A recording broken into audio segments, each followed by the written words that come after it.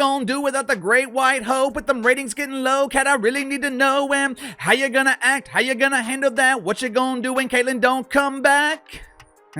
Well, let's talk about the WNBA and the league's demise now that Caitlyn Clark is no longer going to play this season. The WNBA and the Indiana Fever. Hold up. The WNBA just exposed themselves in the most brutal way possible, and nobody's talking about it. One player gets hurt, and the entire league falls apart like a house of cards in a hurricane. We're talking about a ratings apocalypse that's so bad, it's making executives panic behind closed doors. This isn't just about basketball anymore. This is about the survival of an entire league, hanging by a thread. It's the Caitlyn Clark effect, Clarkonomics, whatever you want to call it. At this point in time, if you're still denying that, I don't know what to say. You're not living in reality. Unfortunately, though, there are still people at this point in time who are still denying that. When Caitlyn Clark went out with injury in the beginning of the season, viewership dropped over 50% league-wide. Ladies and gentlemen, welcome to the Caitlyn Clark effect in all its devastating glory. When the Indiana Fever's superstar rookie went down with a groin injury on July 15th, the WNBA didn't just lose a player. They lost their golden goose, their cash cow, their entire identity. And the numbers? They're absolutely terrifying. Caitlyn Clark effect. Can that be maintained in her absence, Chris? You know, I think a lot of it is Caitlyn Clark. I mean, she was Pistol Pete, fun to watch, dramatic story out of Iowa. I got to see that again. I understand it was, Reese was great too, South Carolina. I get all that. But Caitlyn Clark was a huge factor. We saw her do great with the ratings. Let's see if they can create that huge star. But I have to see it. So I'll be the cynic there, and I think women's basketball last year was a little bit too much. It was a little more about Caitlyn than it was about the sport. Let's see if I'm proved wrong here this year. Caitlyn Clark, the girl who single-handedly dragged women's basketball into the mainstream, is sitting on the bench in street clothes. Meanwhile, WNBA executives are watching their viewership numbers plummet faster than a meteorite hitting Earth. We're talking about a 55% drop in national TV viewership. 55%. That's not a dip. That's not a decline. That's a full-blown catastrophe. But the math tells us 47.5 people out of every 100 that was tuning in for the Indiana Fever said, now that Caitlyn Clark is gone, so am I. Let me break down these jaw-dropping statistics that'll make your head spin. Before Caitlyn Clark's injury, Indiana Fever games were averaging 1.81 million viewers. After her injury, they plummeted to just 847,000 viewers. That's a 53% nosedive for Fever games specifically. But here's where it gets really crazy. The entire league's national TV ratings dropped by 55%. So the numbers finally came out on the WNBA All-Star Game without Caitlyn Clark. She was injured. So it got 2.2 million viewers. Now, that was down from last year's 3.4 that had Caitlyn Clark. But that wasn't the story. We knew it would be down. The story was, even without Caitlyn Clark, it was the second highest rated WNBA All-Star Game ever.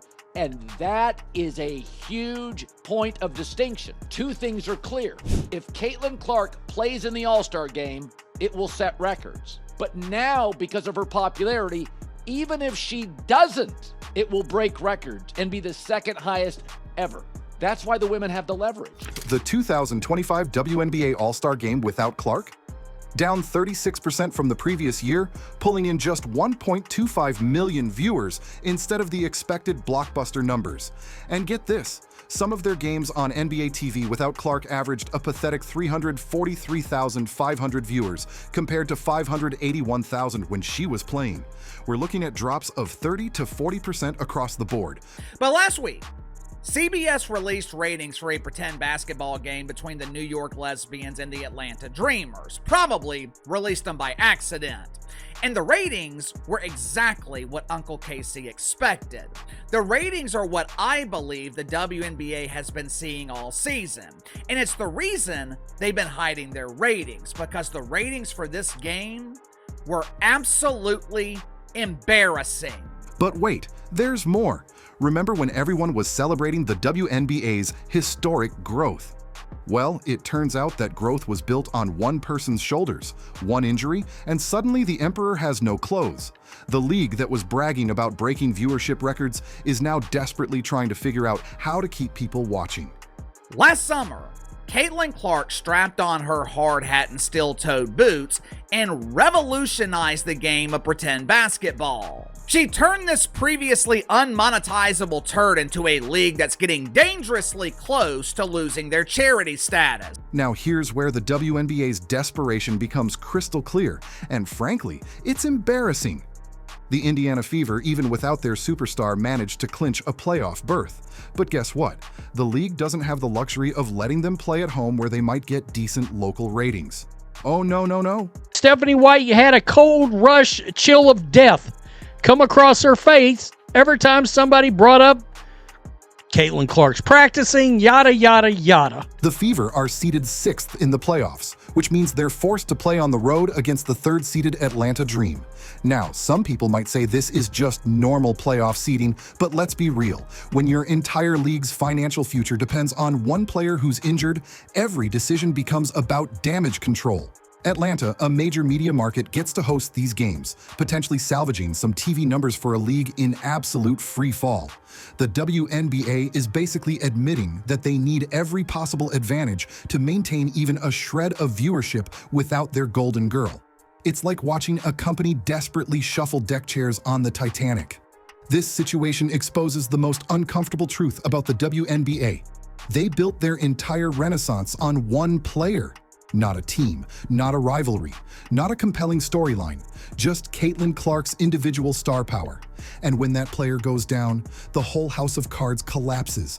Caitlin Clark has been injured. Can't rely on Angel Reese because the Chicago Bravado are a flaming ass fire. The WNBA has had to rely on other players, other stars, who essentially pretend to be stars, who pretend to be important.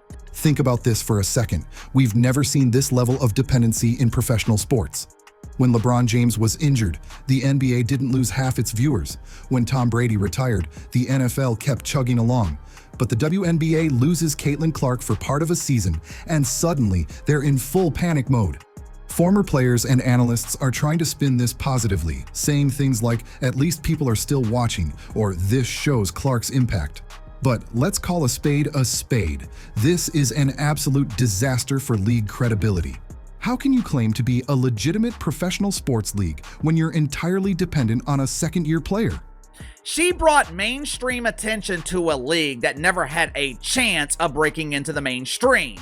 She brought a new fan base. For the first time, people were actually willing to spend money to watch the WNBA. The playoffs are here, and the WNBA is sweating bullets.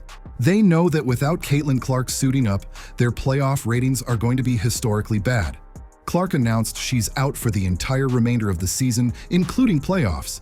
That's their biggest draw, their main attraction, their moneymaker sitting at home while the league tries to salvage what's left of their momentum.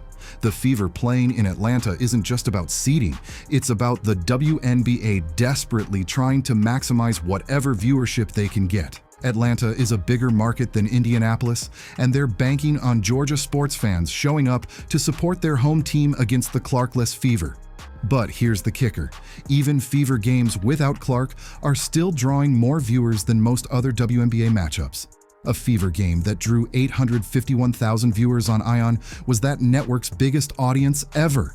So imagine the panic when executives realize that their league's future is tied to a player who's been limited to just 15 appearances out of a 45-game season.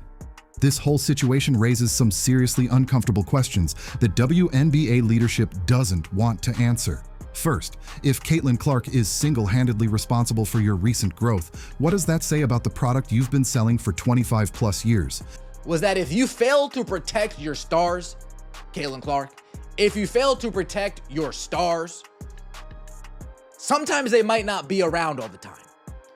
Sometimes they might get nicked up. Sometimes they might get dinged up. And sometimes they might get a soft tissue injury that takes weeks, if not months, to correctly heal. How sustainable is a business model that depends entirely on one player's health and availability? Clark has missed more games due to injury in one WNBA season than she did in her entire high school and college career combined. Third, what happens when Clark eventually retires? Are we looking at another 20 years of struggling for relevance? The league had decades to build sustainable star power and compelling storylines, but they failed. Now they're scrambling to figure out Plan B while their golden ticket is sitting on the injury report. Sports business experts are quietly whispering what everyone's thinking. The WNBA's growth was artificial, built on one person's unprecedented popularity rather than genuine improvement in the overall product or league appeal. The most frustrating part? The way the WNBA and its media partners are trying to spin this catastrophe. They're putting out fluff pieces about how other players are stepping up and how the league is more than one person. Meanwhile, the ratings tell a completely different story. Broadcast partners are probably having some very uncomfortable conversations right now. They paid premium prices for WNBA rights, expecting Caitlin Clark to deliver eyeballs, and instead, they're getting historically low numbers. Some games are pulling audiences that wouldn't even register as successful for college basketball. The league's PR machine is working overtime trying to convince everyone that this is just a temporary setback. But when your viewership drops by more than half because of one injury, that's not a setback, that's a complete structural failure. Let's be brutally honest about what this means for the WNBA's future. They've spent the last year bragging about historic growth and unprecedented interest, but it was all smoke and mirrors.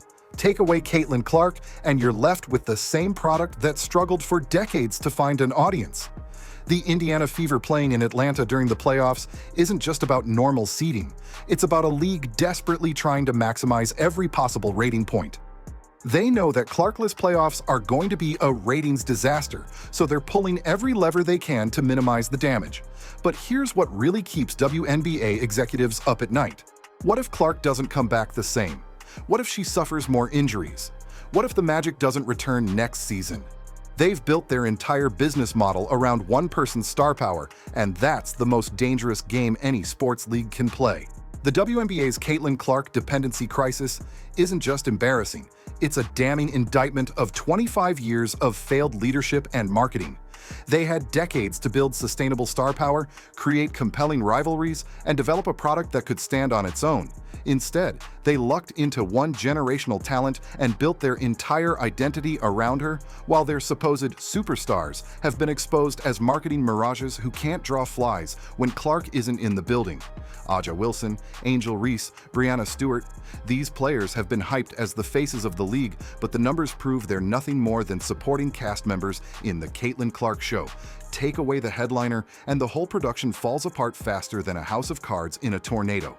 Now, with Clark sidelined and ratings in free fall, the league is making desperate moves like ensuring their biggest remaining draw plays in the most favorable markets possible. The Atlanta playoff setup isn't coincidence. It's survival mode for a league that just realized their stars aren't actually stars at all. The question isn't whether the WNBA can survive without Caitlin Clark for a few months. It's whether they've learned anything from this crisis about building a league that doesn't live and die with one player's health status, especially when their other marquee players have proven they can't carry the load. What do you think? Is the WNBA's Clark dependency the biggest mistake in modern sports business? Or should these overhyped superstars finally step up and prove they're worth watching?